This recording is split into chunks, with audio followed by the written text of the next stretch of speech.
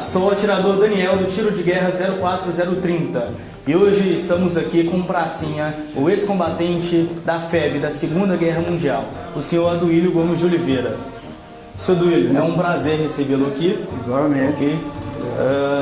Nós gostaríamos de saber um pouco mais sobre a sua história. Senhor Aduílio, quantos anos o senhor tem? 99, vou fazer o mês que vem. O senhor vai fazer 99 anos. 99. É pura história, vivência. História. Então, ok. Qual a cidade onde o senhor nasceu? De onde o senhor vem? Eu nasci na cidade, vizinha da cidadezinha de Doresópolis, antiga Perópolis. Ali naquela região, próxima a Piuí. Esse é Piuí na época. Entendi. Na época, o senhor morava onde? Eu morava na fazendinha do meu pai, uns 6 quilômetros de Doresópolis. O que o senhor fazia na época? Qual era a sua profissão? Trabalhava na agricultura, né? Eu mexia com a agricultura. Plantava, colhia, comia. Aquela agricultura familiar, né? Para subsistência. Entendi. A primeira vez que o senhor serviu o exército, como foi essa situação para o senhor? O senhor foi o único que serviu? Na época foi o único da cidadezinha. O exército foi eu. Da cidade e da sua família também? Da cidade só eu. Só o senhor? Município lá. E como é que era na época? Tinha um alistamento? Eu fui alistado, né, chamado, convocado. Né? Na época também convocado. Como é que era esse processo de convocação? Era através de carta? Através de carta. Ah, tá. Vinha um oficial para o senhor entregar? Por intermédio do cartório do município. Ah, sim. Então ele entregava a carta lá para o senhor. E uma idade aproximada, o senhor já foi convocado diretamente para a guerra ou o senhor serviu? Não, eu servi o exército em 41. Fui dispensado em 42 e reconvocado em 42. No fim de 42 eu fui convocado novamente. Ah, sim. É aí que nós fomos para a guerra, né? Então o senhor fez aquele serviço militar obrigatório, que na época era obrigatório, já era dado, e aí terminou o ano do serviço militar e após foi reconvocado com a finalidade. Para a guerra. Qual era a sua idade aproximada ali quando o senhor foi reconvocado? 22 anos. 22 anos. Fui reconvocado com 22 anos. Servi com 21 e fui convocado em 22. Ah, sim. Na época então servia com 21. Tive menos de um ano fora do exército. Quando o senhor foi reconvocado, qual quartel o senhor teve que se apresentar? 11 RI de São João del Rei. 11 regimentos de infantaria de São João del Rei. Foi diretamente para lá receber instruções. Aí não saí mais, fui na guerra e voltei pertencendo ao 11 RI. Qual tipo de instrução o senhor recebeu no 11º, lá em São João? Foi toda a instrução que o senhor já tinha visto antes? Um pouquinho aperfeiçoado, né? Era época de guerra, então, quando eu fui convocado, já recebíamos instrução para a guerra. Após ser reconvocado, os senhores foram para onde? Qual foi o próximo quartel que os senhores teve que ficar para poder ir para a Itália? São João del Rei, nós deslocamos para o Rio de Janeiro, estamos na Vila Militar. Na Vila Militar do Rio de Janeiro. Rio de Janeiro. De lá já fomos para a guerra, O senhor ficou por quanto tempo nessa Vila Militar, tendo instruções? Tem uns 8 meses, 9 meses, não tenho muita certeza. Mais ou menos isso. Antes de um ano, acho que não ficamos um ano não. Foi uns 8 meses, 9 meses. E o senhor fez algum curso específico para poder ir para a Itália? Fiz curso de cabo. E depois eu fui para Maurício. O senhor chegou na Vila Militar como soldado, fez curso para cabo? Fiz o curso, fui para Maurício. E aí estive como cabo na Segunda Guerra. Ah, sim. O senhor já desembarcou como cabo, então? Como cabo. Entendi. E o psicológico dos soldados, né, dos combatentes, já era preparado? O seu já era preparado? Era mais ou menos, né? Não era uma coisa muito positiva, não. Era possível, mais ou menos. Já tinha aquela noção do perigo que iria enfrentar? Eu tinha mais ou menos, né? Mas era completamente diferente, né? A realidade era diferente. Na Vila Militar, né, durante essas instruções que o senhor recebeu lá, qual era o meio de contato com seus familiares? Por meio de carta, né? Na época não existia o telefone, era carta. Somente por carta? O senhor Na Itália a gente escrevia cartinha para cá. Quanto tempo era essa duração da carta, para a carta chegar até seus familiares e para poder voltar para o senhor? 20 e tantos dias ao mês. Carta da Itália até o Brasil na época. É um intervalo de um mês aí você conseguiria contato? Quase sempre de navio, né? Estava bastante tempo. Depois surgiu a aviação, né? E por essa questão, por essa pressão psicológica, né, com certeza haveria desertores, certo? O que aconteceu com esses desertores? O que acontecia na época com quem não estava preparado para ir? Diversos, teve uns desertores. Esses não foram na guerra, né? Eles desertaram. Mas foi pouco, não foi muito. Passou pela sua cabeça em desistir? Não. Entreguei para Deus e falei, se Deus quiser, pronto. Então o senhor já estava com isso na cabeça? A gente está muito comprometido, né? Aliás, até não, os diretores não sofreram muito não. Ficaram escondidos esse tempo e depois deram liberdade para eles. Entendi. E na questão do embarque, né, para a Itália, qual era o seu sentimento, qual era a sensação de já estar no navio embarcando para a Itália? Era muito ruim, a embarcação era péssima. O navio balançava muito, gastamos 17 dias para ir. Eu, no caso, por exemplo, enjoei. Eu fiquei uns 5 dias sem comer nada. Tinha que tomar água para ter o que sair, né?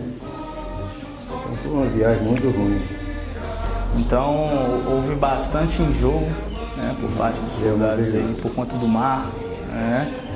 E em relação aos dormitórios, suprimentos, como que era o dia a dia naquele navio? A alimentação tinha.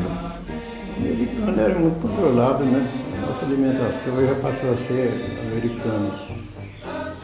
Conserva, mas não faltava, não. Era tudo norte-americano. Desde que entramos no navio, nossa alimentação já era americana. Toda a estrutura, a organização também eram deles ou só essa parte de apoio? Era tudo norte-americano.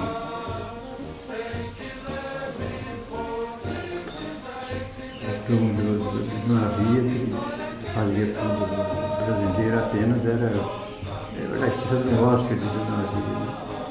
Entendi. O senhor se lembra do nome do navio? General Meiggs.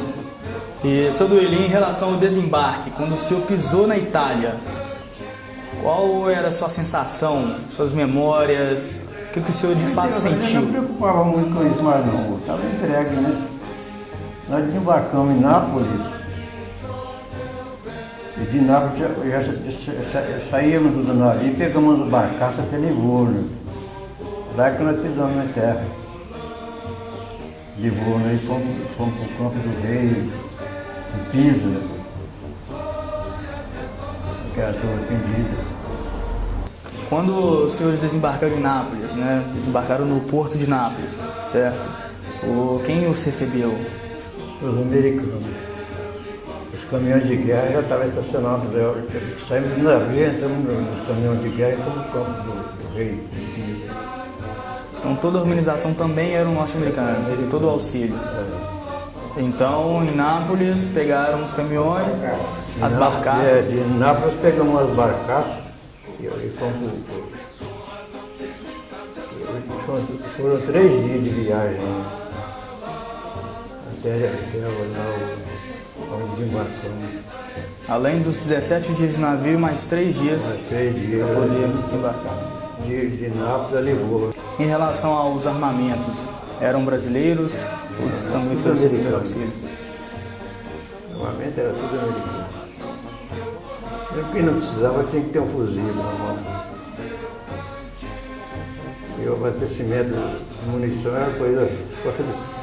Tinha um cunhete, eu tinha com 45 cartuchos. E ele tinha que estar com aquilo na cintura. Um mês depois vinha outro, a gente tinha que pegar aquele e jogava fora. Eu jogava fora mesmo lá.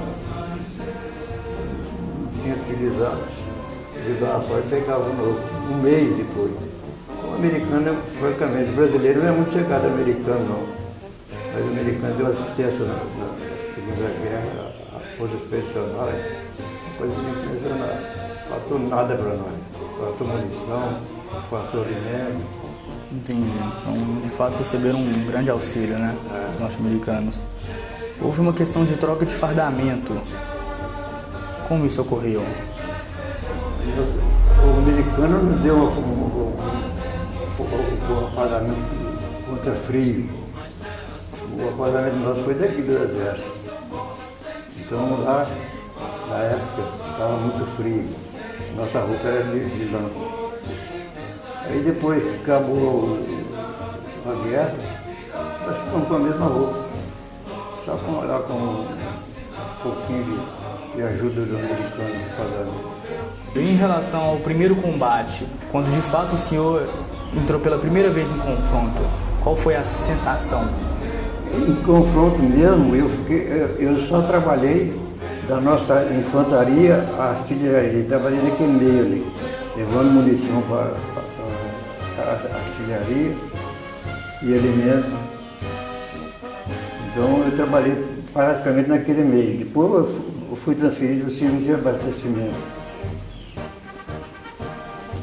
Então, Minha estadia passei muito susto. Esse ouvido aqui, uma bomba caiu bem pertinho de mim e me deslocou.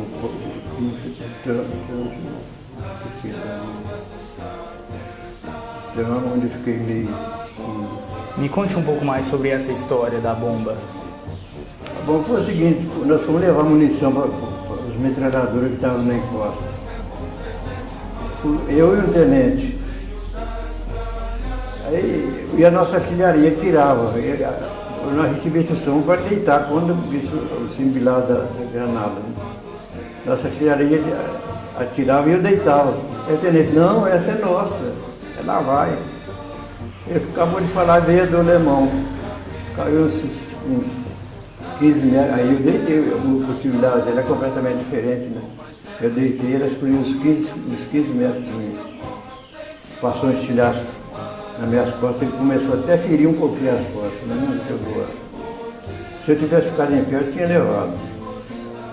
Aí eu deitei, já passou nas minhas costas, eu estava virando muda, ainda peguei e ainda queimei os dedos, ele estava quente. O senhor, em um desses combates, né, em um desses sistemas de trabalho que o senhor pertenceu, o senhor chegou a efetuar algum disparo? Não. Disparo, direto nós não chegamos a fazer. A infantaria só ocupava. Que resolvia o caso, a guerra mesmo era a artilharia e a aviação. No caso do Monte Castelo, por exemplo, né, foram os 3 ataques infrutíferos. Depois entrou a nossa artilharia em peso, com a ajuda do americano, tomamos o Monte Castelo, perdemos um soldado porque pisou numa mina. Então o Monte Castelo foi tomado sem. Aliás, antes tivemos diversas baixas no ataque ao Monte Castelo. Então a gente pode resumir como se os confrontos brasileiros, participação especial ali da aviação. Basicamente a aviação entrava. A aviação e a artilharia. Né? A artilharia entrava para depois. Aí entrava a infantaria. Então a infantaria ocupava o terreno. E estava desleixado pelos alemães. O senhor chegou a perder alguns amigos mais próximos? Perdi, muitos amigos. Uma das coisas que me impressionou, quase que nós chegamos lá no campo do Rei, foi instalado um pilotão nosso para caçar minas, desarmar minas. E tinha um campo minado lá, com um tenente e eu acho que uns 4 soldados lá desarmar as minas. Esse tenente, depois que tinha desarmado diversas minas, saíram, estava completo o serviço dele. Ele esqueceu o sabre lá no campo minado. Aí voltou, em vez de ir onde já tinha passado a parede, tinha detectado as minas, né? Ele deu uma voltinha e pisou numa mina titã. Essa foi de fato impressionante. Aí o soldado, nós estávamos no acampamento, o soldado chegou lá com um saco branco, com umas manchas de sangue. Aí não está normal, não tinha carne lá, tudo era conserva. Eu perguntei a ele, o que é isso? Isso é tenente fulano. Tinha pisado na minha. Isso é tenente fulano. Umas peças, umas partes dentro do corpo dele. Estava dentro desse saco. Essa me impressionou, eu fiz muito esquisito. Então essa no caso é a sua pior memória da guerra? A gente poderia considerar assim? Tivemos outras coisas, né? Uma morte do Frei Orlando também, foi uma coisa impensável. Né? O senhor presenciou a morte do Frei Orlando? Eu estava uns 100 metros dele. O Frei Orlando foi um acidente. Um sargento italiano, o negócio é meio complicado. Uma divisão italiana foi para a África lutar ao lado dos alemães. E esse general comandante passou do lado dos aliados. E ele com a divisão toda. Mas essa divisão dele ele ia para a Itália, lutar ao lado dos aliados. Mas ela foi desfeita, cada companhia recebia um cabo, um sargento, um oficial. A nossa companhia recebeu um sargento, um cabo, 2 soldados. Esse sargento foi assessorar o Frei Orlando. No dia do ataque de Monte Castelo, o Frei Orlando, vamos contornar essa montanha aqui. Nós fizemos o ataque de Monte Castelo de Binó. Mas os alemães estavam tirando. E a bomba caiu perto de onde estava lá e jogou uma pedra no meio, de onde tinha que passar. Eu falei, Orlando, vamos tirar essa pedra aqui. Pararam, estava de jeito. Vamos tirar essa pedra aqui, não sabia de que forma nós vamos voltar. Esse sargento italiano estava com um fuzil, bala na agulha, sem registro. E Frei Orlando assim, ele pegou na boca do fuzil e levou lá na pedra e saiu, passou o coração do Frei Orlando. Ele estava uns 100 metros dele. O senhor está prestes a completar 99 anos de idade. E o senhor, pelo visto, tem uma memória excelente, né, para recordar. A gente sempre pensa em episódios, né, cara? Aqui o senhor atribui essa excelente memória que o senhor tem. O que o senhor faz para poder manter? Francamente, eu não tenho explicação para isso. Eu não tenho explicação para isso. Acontece, eu sou muito precavido. Não fumei, não bebi. Alimentação muito de acordo com o necessário. Né? Então, não sei por que eu estou aqui até essa data mesmo. Acho que é uma data que é divina. Né? Seu Duílio, e em relação ao final da guerra, quem contou para os senhores que a guerra tinha acabado? Como que aconteceu? Eu estava com o comandante da companhia. Então chegou o aviso para ele e passou para nós. A guerra acabou. Uma festa na Itália, né?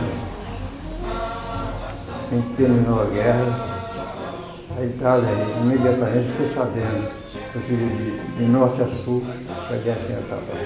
Uma verdadeira festa lá na Itália. Então, após o término da guerra, os senhores já voltaram para o Brasil. Foi direto, o senhor voltou para sua terra natal. Voltei para a casa dos meus pais, né?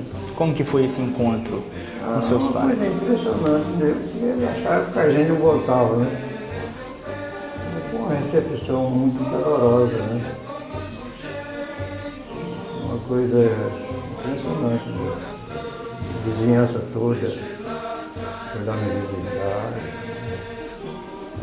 Foi uma boa recepção aí por parte dos Uma brasileiros. ótima recepção, né, filho? E após a guerra, né, que o senhor já estava na sua casa, o senhor já estava trabalhando com seu pai novamente. Voltei a trabalhar novamente.